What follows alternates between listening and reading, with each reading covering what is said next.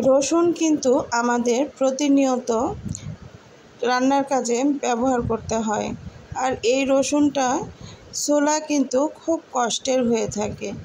তো আমি আজকে আপনাদের সঙ্গে খুব সহজ পদ্ধতিতে আপনাদের রসুন পরিষ্কার করার পদ্ধতি দেখাবো। এতে করে আপনার সময় বেঁচে যাবে অনেকটা। আর এই দেশি রসুনগুলো কিন্তু তরকারির টেস্ট অনেক বেড়ে দেয়। আর এই দেশি রসুনগুলো আমরা সাধারণত প্রতিনিয়তই খেয়ে থাকি। তো এই রসুনগুলো দেখুন কিভাবে আমি পরিষ্কার করছি। এখানে কিছু দেশি রসুন নিয়েছি।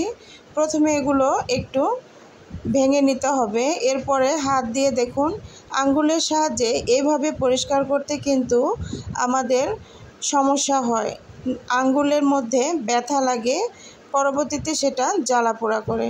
তো এই পদ্ধতিতে চাইলেও আসলে এতগুলো রসুন পরিষ্কার করা যায় না। তো আমি আপনাদের সহজ পদ্ধতিতে রসুনগুলো পরিষ্কার করা দেখাবো। এখানে একটু শক্ত জিনিস দিয়ে এভাবে রসুনটাকে বাড়ি দিলে দেখবেন রসুনগুলো খুব সহজে ভেঙে যাবে। এতে করে আপনার আঙ্গুলের সাহায্য নিতে হবে না। তো এইভাবে আপনারা চাইলে বাড়ি দিয়ে এইভাবে শক্ত জিনিস দিয়ে বাড়ি দিবেন, দেখবেন রসুনগুলো সহজেই এভাবে ভেঙে যাবে। তো এখন সবগুলো রসুন আমি একটু এভাবে হাত দিয়ে দিয়ে আগে প্রথমে ভেঙে নিতে হবে বা এভাবে ছড়িয়ে নিতে হবে। দেখুন এই যে কোয়া কোয়া হয়েছে এরকম রসুনগুলো। তো হাত দিয়ে এভাবে একটু কষলিয়ে নিলে দেখবেন অনেকটাই রসুনের খোসাগুলো চলে যাবে। তো আমি আপনাদের আরও অনেক সহজ পদ্ধতি দেখাবো। সেক্ষেত্রে একটা বাটি নিলাম। এখন আমি এখানে পানি নিয়েছি। এটা হচ্ছে কুসুম গরম পানি বা হাত দিয়ে সহ্য করা যায় এরকম পানি। এখন আমি দেখুন রসুনগুলোকে এই পানির মধ্যে দিয়ে দিলাম। পানির মধ্যে দিয়ে এভাবে হাত দিয়ে একটু কষলিয়ে নিতে পারেন। এতে করে কিন্তু সহজে নরম হবে না, এর জন্য কিছু এখানে ব্যবহার করতে হবে। তো প্রথমে আমি কিছু লেবুর রস ব্যবহার করব। তো একটা এভাবে স্লাইস লেবু কেটে সেটার রস দিয়ে দিলাম, আর দিয়ে দিলাম এখানে লবণ। এগুলো দিয়ে আমি হাত দিয়ে একটু এভাবে কষলিয়ে নিচ্ছি। আর এখন আমি এটাকে রেস্টে রেখে দেব 10 মিনিটের জন্য। 10 মিনিট পর ফিরে আসলাম। এখন দেখুন 10 মিনিট পরে আপনারা চাইলে এইভাবে হাত দিয়েও একটু সময় নিয়ে পরিষ্কার করে নিতে পারেন। এটা কিন্তু অনেকটাই নরম হয়ে এসেছে। লেবু আর লবণ দেওয়ার কারণে অনেকটাই নরম হয়েছে। তো এভাবে আপনারা চাইলেও পরিষ্কার করে নিতে পারেন। এর চাইতে সহজ পদ্ধতি আপনাদেরকে দেখাবো। এই রসুনগুলো কিন্তু ভর্তা বা বিভিন্ন তরকারিতে ব্যবহার করলে ভালো লাগে খেতে। বাজারে আরও বড় ধরনের ইন্ডিয়ান রসুনগুলো পাওয়া যায়, যেগুলোর স্বাদ তেমন একটা ভালো লাগে না। আর এই রসুনগুলো খেতে কিন্তু খুব ভালো লাগে। আপনাদের একটা টিপস দেব লাস্টের দিকে। তো ওই টিপসটা ফলো করলে আপনাদের যে কোনো ধরনের রান্না করার পর যদি বা কোনো কিছু কাটার পর হাতে যদি দুর্গন্ধ থাকে সহজেই দূর করতে পারবেন। তো এখন আমি একটা এই যে প্লাস্টিকের জার নিয়েছি, এখানে সবগুলো রসুন আমি দিয়ে দিলাম। আর এর সঙ্গে যে পানিটা ছিল সেই পানিটাও কিন্তু এর মধ্যে দিয়ে নিতে হবে। এই যে দেখুন এভাবে আমি পানিগুলো দিয়ে দিব। দিয়ে এখন এটাকে ঝাঁকিয়ে নিতে হবে। এভাবে একটু সময় নিয়ে ঝাঁকিয়ে নেবেন। 3-4 মিনিট ঝাঁকিয়ে নিলেই হয়ে যাবে। 3-4 মিনিট ধরে এভাবে একটু ঝাঁকিয়ে নেবেন বা 2-3 মিনিট ঝাঁকিয়ে নিলেই হয়ে যাবে।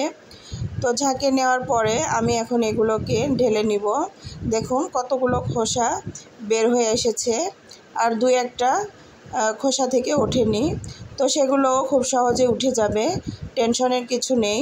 তো এখন আমি কি করব, এই উপরে যে খোসাগুলো বের হয়েছিল রসুনের সেগুলো হাত দিয়ে আলাদা করে নিব।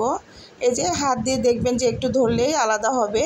এছাড়াও যদি আপনি পানি দিয়ে বারবার 2-3 বার চেঞ্জ করলেও একদমই পরিষ্কার হয়ে যাবে। সেই ক্ষেত্রে রসুনের খোসাগুলো উপরে চলে আসবে আর রসুনগুলো নিচে থাকবে। ওই কাজটাও করে নিতে পারেন বা এভাবে হাত দিয়ে আলাদা করে নিতে পারেন একটু সময় নিয়ে।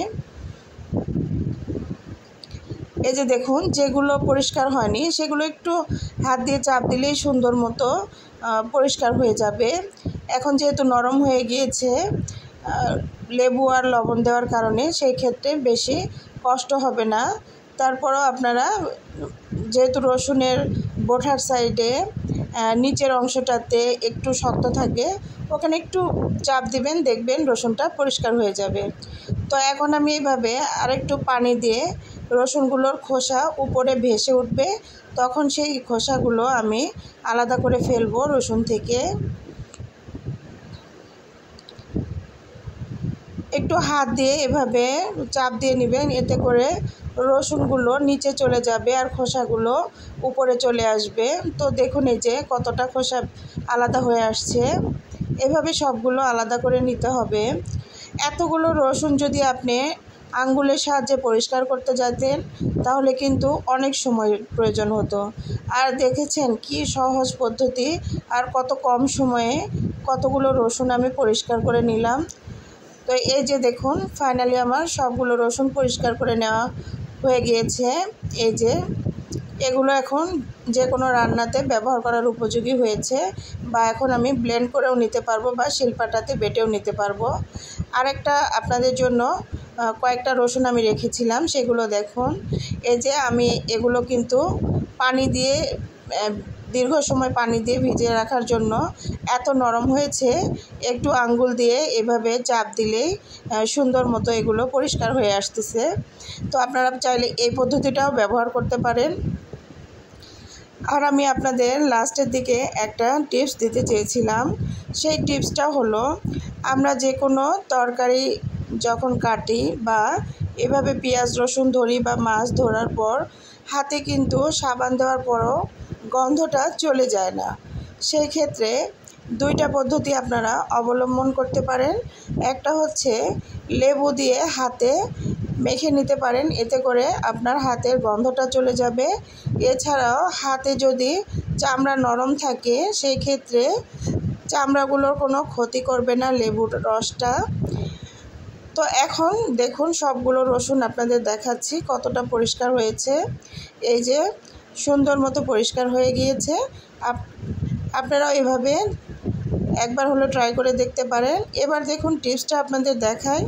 এখানে আপনি কি করবেন, হাতটাকে প্রথমে একটু শুকিয়ে নেবেন, এরপরে হাতের মধ্যে সরিষার তেল দিবেন।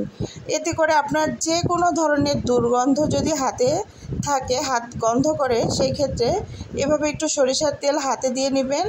এতে করে দুর্গন্ধ তো থাকবেই না, বরঞ্চ হাতের একটা সুন্দর একটা মসৃণ থাকবে।